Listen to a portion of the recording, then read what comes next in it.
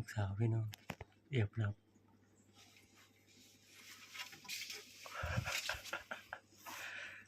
หลับใต้เตียง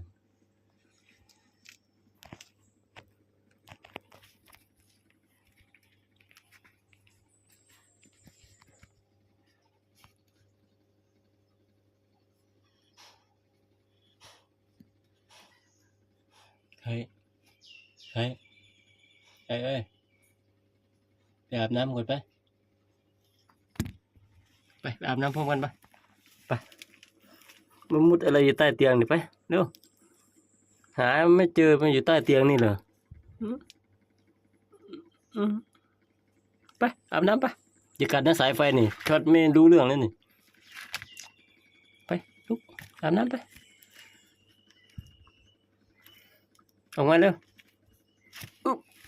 เร็วไปออกมาเร็วไปเร็วไปอาบน้ำกันเด้ออุ้ยมุดอะไรอยู่ใต้เตียงเลยไปมานี่ขึ้นเตียงเลยมาเร็วพ่อมาปลุกหนูทำไมวะหนูกำลังหลับกำลังเคลิ้มเลยเนาะมาขี้ค้านเพื่อนเขาไปเล่นตัวเองนอนอย่างเดียวไปเร็ว